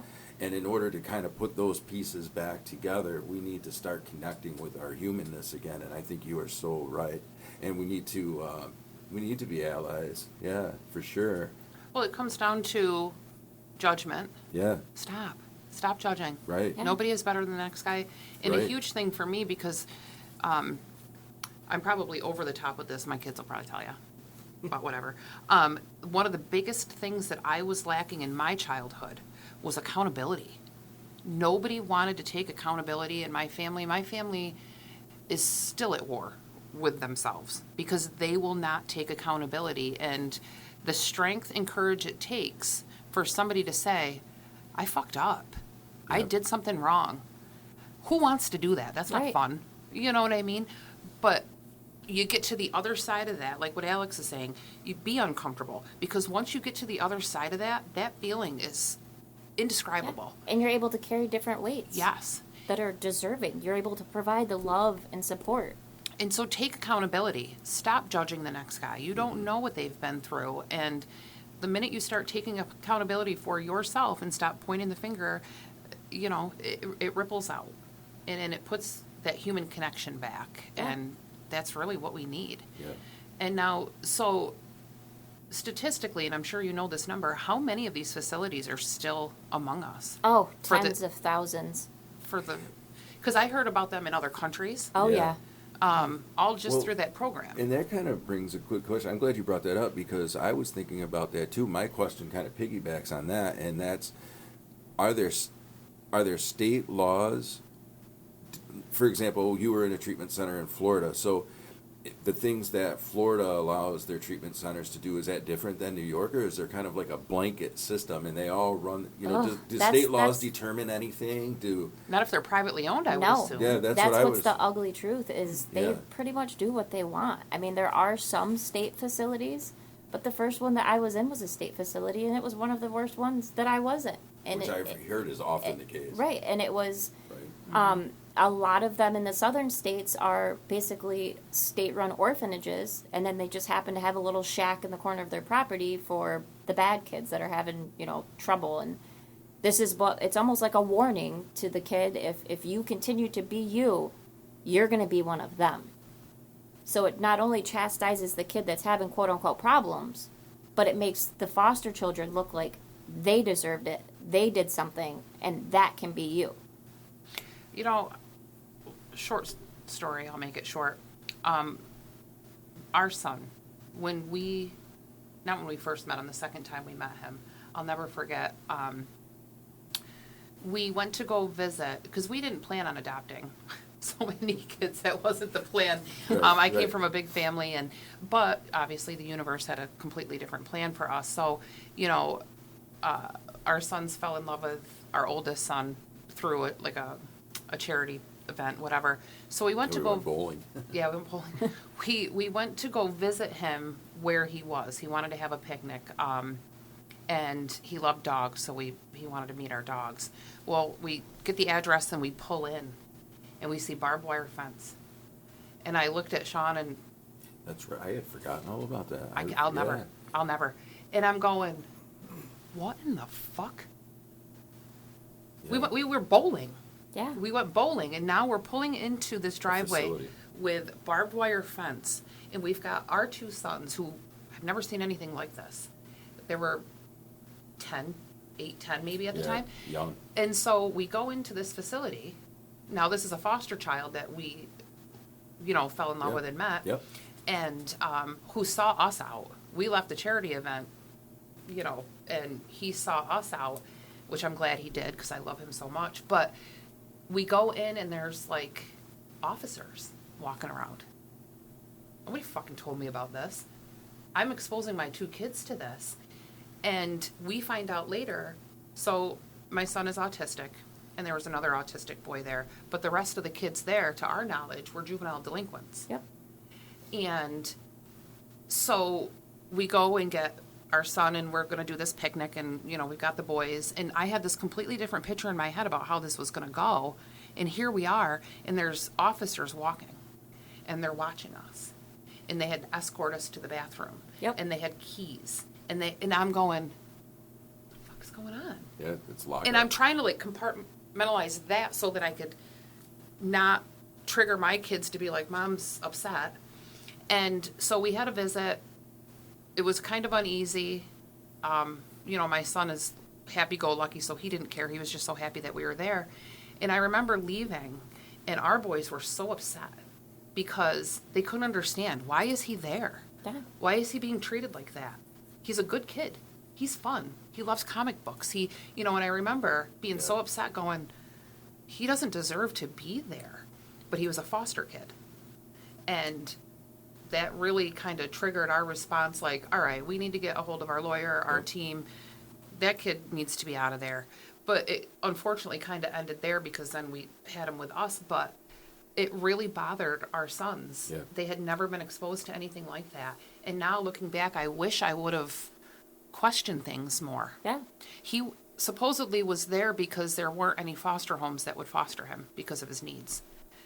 But we didn't understand that because the kid was cool as shit. Yeah. He still is. It's And so much fun. The way that they're treated, it makes them feel like the crime is being themselves. And then he was exposed to other kids that maybe did have some Yeah. behavioral problems and some criminal problems. So what is that helping? How is that Absolutely. correcting? How is that? So the whole system's just completely broken. Yep. But how do you, as a kid, I always try to put myself in people's shoes. How do you, as a kid, sit in a vehicle, whether that be a bus or whatever you're in, pull into a place and you see barbed wire fence Yeah. and you see a building, not a house, not a playground, not a nothing. You see this building and you see armed guards. And then how as a kid do you put yourself in this mindset of, this is going to help me? Yeah. This is good. You don't. You This- blame. That's when the blame and the shame. I- You believe that I you can't did even something to imagine what you deserve. went through emotionally. Just visually seeing that as you were forcefully pulled into these places. Yeah, and even like the children's home in Watertown, that I don't feel bad about bringing this up at all. I've applied to several positions there, and they tell me that I'm not qualified. Oh, you don't belong there. Right, I'm not. You're going to be a big I problem. am not qualified, and I say, why? Because I drive by and I see an empty playground every time I drive by. Yeah. I've never seen a child outside of those buildings. I've been a child that was held prisoner in those buildings, but I'm not qualified to be there to work with these kids. That playground who is I could there to look relate good. to. Absolutely. For the parents or whoever. Never seen And- it out there. You're right. You're right about It's sad because it's like you don't see the kids being able to be kids, and they're it's taken from them. And that's what they are. And they're there because They're it was stuck. taken from them. essentially. Yeah.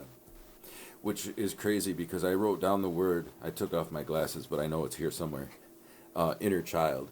You know, and you were talking a lot about healing the inner child. And when I think about needing to heal the inner child, it's often because the childhood was robbed Yeah. from the child. You need to heal the inner child because the inner child, or the child Yeah. was never allowed to be a Absolutely. child, right? And that's why I feel like I don't have a broken leg. I lost a leg. Yeah. And now my life now is the prosthesis to get me to be able to walk again. Yeah. But I'm never going to walk like I would have if I had my original Sure. leg. Yeah, And I understand that. it's so hard because I can empathize with young Ashley and I can try my best to grieve and try to remember what she felt like. But your brain literally tries to protect you when you're in these environments. Like some of it was so horrific. It's almost like I was on the outside looking in, and it's how do you process emotions if you're not fully immersed in them? And when you blame yourself, when you are ashamed to tell people, when you literally cannot process them while they're happening, and the further you get away from that, it's so hard to understand what she was going through. And I believe that, there's so many kids that have taken their lives, that have lost their lives to addiction, that are in rehab facilities now trying to fight to get back to that inner child that probably will never get there, unfortunately. Like, we've lost so many people that just wanted to be fucking kids, no matter what they did. And society will say, well, there's mental health problems. Yeah. Okay, yes, but it's way bigger. You Right. know, we want to put these titles and these black and white diagnoses, and it's A, B, C, and D, and it's like, okay, no, it's way bigger than that. And every person struggles with it, whether you've been through something major horrific or, I don't Right. want to say major or minor, but, No, I think- just different spectrum Right. of quote-unquote trauma. The worst that you've been through is the worst that you've been through. Absolutely. But that doesn't lose the ability to empathize. Man, we've covered a lot. I want to kind of just tune into a couple of things. I think one, the fact that you're able to share your story and find your voice is so inspiring, and I hope that the listeners hear that as well, and I hope that it also ignites something in them to even not, you don't have to go out and do something major, right? I just want to, I think this is a good place. I want to put this quote in here. because I've been thinking a lot about this in both episode 1 and this episode. And that is, oftentimes when we think about change, we want to, we think about this call to arms and we want to go fight this huge battle. Right.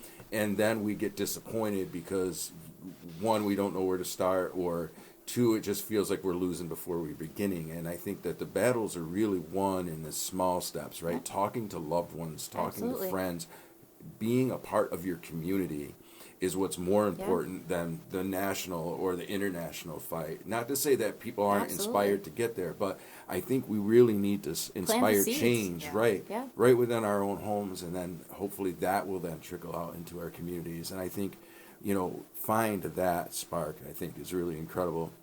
The other thing, too, is, yes, it's important that we, as the counterparts, and I'm talking mainly to Alex here, but, we as the counterparts, the victims need to have their voice, but it's also important for us to stand firm and stand with them. And I think that that's incredible. Yeah. And hearing also that comes with struggles, and that you have also done your own therapy and done all that. I think that's so important too, that we as spouses or we as family members also are in the trenches, and Absolutely. It's okay. We also need to be able to get that therapy, get that help, be able to talk. It's okay to not be okay. Yeah, man. That's the biggest thing. It's okay not to be okay. Yeah. Even if it's just giving an ear to somebody for 5 minutes, you could change somebody's life in that 5 minutes, and you don't even have to say a word, just by being there and listening. Yeah, exactly. So true. So I think kind of in closing, is there anything that you want to say that we didn't touch on, something you want to emphasize? Is there anything in that? I just want to go kind of around the table, because I also, Alex, want you to follow up too, as Ashley's spouse, like, what is the message that you want to drive home? Yeah. So Ashley, we'll start with you, like, what is the main thing, and then we'll kind of go around.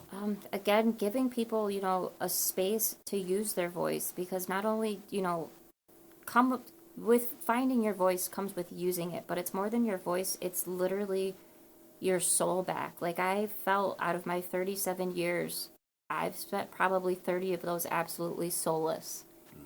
And my last therapy session, I've only met with him, telehealth, and he said he can see and feel the fact that I have my soul again. And I that was the first time I felt like I've made progress. I've put on weight again and I'm able to do more things, but when you feel like you have your soul back, it's like I've always had wings, but I was never able to fly. And now I can finally learn how to fly. I have control over myself and my destiny and where I want to go. So when you allow people that space, and whether it's listening to them or helping them or just sitting with them, that space can be such a valuable tool to letting somebody become a human and not just a shell. And I can't thank you guys enough for giving me the space. Anybody that's listened, and anybody that gives an ear to any story, whether it's something similar to mine, nobody has the same story. Yeah. But just giving them the respect to express their lived-in life means so much. I can't even put into words. So. And what's great is just the story doesn't end here. Yeah. You get to continue the story, and now what's great is you're the author of the story. Absolutely. So instead of Dad or whoever getting to author that, you get to author that now, and I feel like there's a lot of power when you hold the pen. Yeah. So incredible. Yeah. And how about for you, man? Just try to be nice to everybody. You don't know their backstory, and it's easier to blow somebody off and not listen and not care, but take 5 minutes to listen to somebody, and you can change their life because they felt that you listened. And you might not retain everything they say, but at least you were there to help them and listen to them, because that can go a tremendous ways with everybody. And like anybody that is a spouse or a friend or a family member of somebody who's been in these programs or have gone through stuff, like, be there for them and listen. And sometimes it's not going to be easy, and sometimes you're going to want to, I guess you could say, rip your hair out, and it's just, but it's, at the end of the day, it's, you're helping this person tremendously, whether you feel like you are or not. Like, it's just small things, and even mentioning, say, a program to somebody, you could, little knowledge, like you were talking about, you don't have to have a huge action on something. It's, even if I were to say, hey, have you ever heard of the program? Somebody does research on it. Now, they might do a little bit more action, and all those little things can compound into one ginormous. Yeah. Those ripples turn into Thing. waves. A Yeah. tree grows 100%. from the Yeah. seed. Yeah. 100%. And that's the thing. It's just be nice and just listen and be there for people, because some people don't have anybody. No, I agree. I'm going to let you close the thought too, but I just want to say I think kindness is something that is so absent, and I think that you are 100% right. That It's free. We need to have that kindness. You're right. You know, anything that you Well, want. and to kind of go off what Alex was saying, it's like one of the biggest things that I've learned here, just under this roof, taking clients. Now, I'm a massage therapist. I have no training to be any type of therapist other than to rub your muscles. Okay, let's be real. Oh, but you are. But, oh yes, ma'am, because I didn't sign up for that. And I'm going to tell you right now, one of the biggest appreciations I have for my clients is because it's so easy. It's so easy for me to be so consumed. I'm overwhelmed. I have kids. I have a special needs daughter. I run a business. My life is a shit show circus. I carry childhood bag. It's so easy to be in my head going, Jesus, I'm going through this and this and this and this. And I have learned, shut it down, listen. I cannot tell you guys how many clients that have laid on my table and just have vented. And not only did they feel better as I'm rubbing their muscles, I left my room with my wheels turning, and it has triggered healing on me. So it's so important what Alex is saying is lend an ear, because not only could you be helping that person, just giving them 5 minutes, you could also help yourself. Yeah. And if that ripples out, I mean, what kind of world would this be if Yeah. we all did that? And Yeah. I'm going to take accountability because I spent so many years being a solver. So if you're talking to me, telling me your story, my Yep. wheels are turning, I'm going to have a solution. I'm going to help Yeah, you. I'm going to do it. absolutely. I'm going to do. And I've learned that I can't be a solver. Not everything has a solution. And I've learned that from Sean, you know, and it is okay to like tone it down and just be there. Just listen. Be that Yeah. space.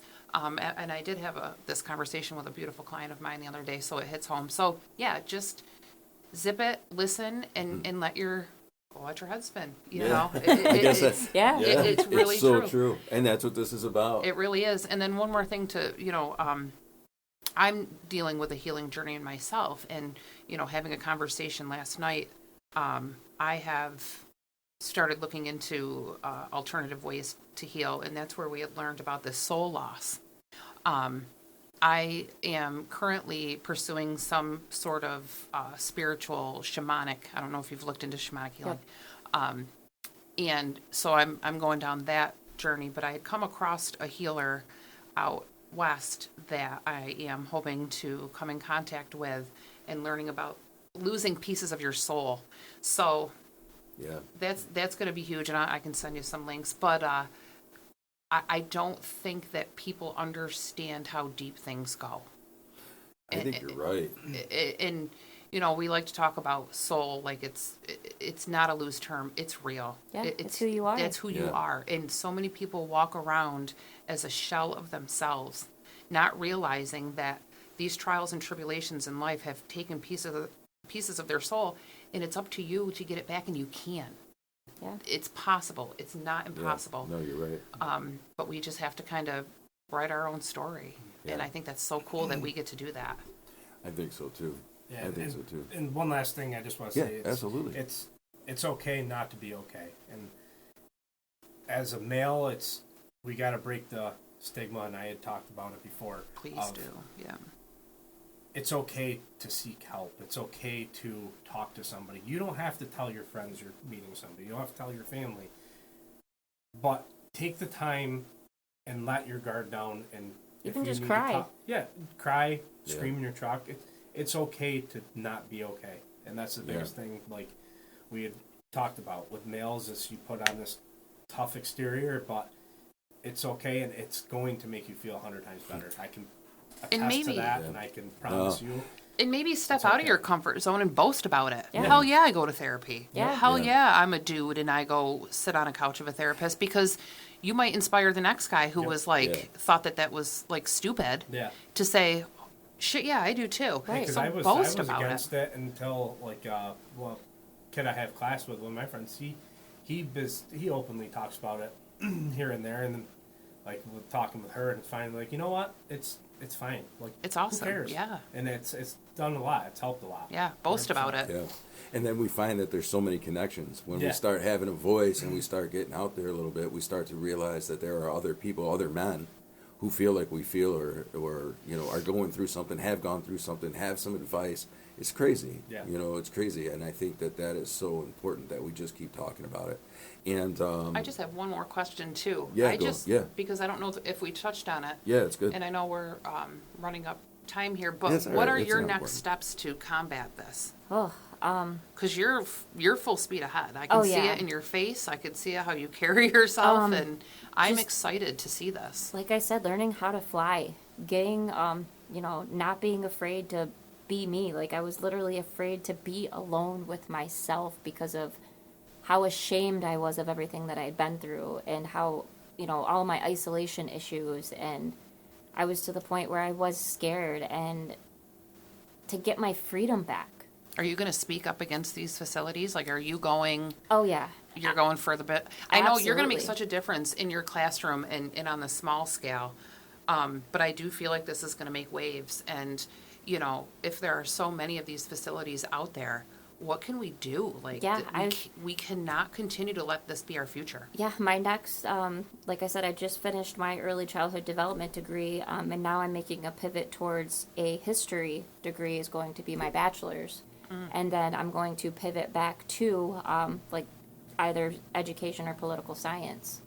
So that way I've got, these literal notches under my belt that I'm going to need to not just, be a random survivor bringing research, Yep. but that I can take part in, introducing legislation. That's Being there for, having a background and knowing, like, this is what needs to be done to make sure X, Y, and Z doesn't happen. Yeah. So it's going to be a little bit of pivoting and a lot of work, but it's work that unfortunately has to be done because you have to have certain criteria and certifications to become somebody that can make actual changes. Yeah. Well, and behind that, let's rally the troops. Yeah. Right. I agree. And get this out there and get people get their heads spinning and get Yeah. Yeah. these things, these places are in our backyard. Yeah. I was blown away to know that was so close. Yeah. So let's rally the Well, troops even and do all as the. far as, from where we are, Ogdensburg's a little bit of it, right? There's But some in Watertown Syracuse. is right there, you know what I mean? So some in they're Syracuse close. They're right now. all around us. Yeah. They are all around us if you're willing to open your eyes and look. Yeah. And I think that's what's so important about the awareness of it. And I think that, making your head spin keeps coming up, and it's just so true that these conversations need to happen. And I can't say that enough. And, I'm excited to see Yeah. the waves you make. Right, Yeah. I may so be a small incredible. pebble, but good Hey, at the skipping ripple. rocks. Yeah, no, it's so true. So on that, listeners, feel free to comment. Pictures will be posted on Facebook, so you'll get to see some of the pictures that Ashley was referencing in her story and in her journey. They will be there. Take a look at that. I appreciate all the support. And Vertical Nation, yes, it's come up so many times on this episode. We are here to make your head spin. So please have these conversations. Like I said, they don't have to be outside of your doors. It can start inside your doors. That's the place. But know that, one, you're not alone. Two, we need to give voices to those who are voiceless. And three, the best way that we can do that is being allies and, being able to come forward. And I just want to say, Yeah. we're on Facebook. Vertigo's on Facebook, TikTok, Yes. Instagram. Yep. Reach out to those pages. Because even though, I run them or Sean runs them, we can get you to who you need to speak Yeah, to. absolutely. That's a great point. Yeah. Just because it's Yeah. Facebook, don't poo-poo it. I can get you Yeah. to anybody that you need to talk to, forward you to Ashley. Absolutely. And people are there. Yeah. People are there. Reach out. That's a great. Let's spin social media to be a positive as well. So Absolutely. It's a resource for yeah, sure. I think that's incredible. So yes, please, because I know that we're connected on Yeah. social media, and so if you want to talk to Ashley, we can help get you there. But also, if you're just looking for a phone number, let's start a community of how do we get people to the right places? There's enough about the wrong places. Let's start talking about how we get to the right places. So I think that's great. So yeah, please, please, please, please heed Min's advice. Reach out on Facebook, Instagram. You can drop an email at vertigopod@gmail.com. However you feel comfortable, and like I said during the beginning of the episode, don't hesitate to reach out. There are organizations and places that you can get help. And like I said, I gave the national one because obviously different counties have different support systems, but those national numbers can get you to local supports. So if you're not listening in our county, that's okay. Those numbers can get you to the right place and the right people. And there is no shame in reaching out for help. Matter of fact, that's where the healing begins. Go ahead and take control of that. Get your soul back. Get that inner child, on the road to healing. So I think your story is so inspiring, and the fight that you're fighting is so inspiring. And so thank you, Vertigo Nation, for tuning in. And I have a feeling you'll be back again. Yeah. I have a feeling that this isn't the end, because I feel like we're going to have to follow up and talk about where you're at as you are finishing your degrees and where you are with legislation and things like that. So we're going to have to do a follow-up. But thank you so much for sharing your story. Thank you for allowing me to be here. Absolutely. And that's a wrap.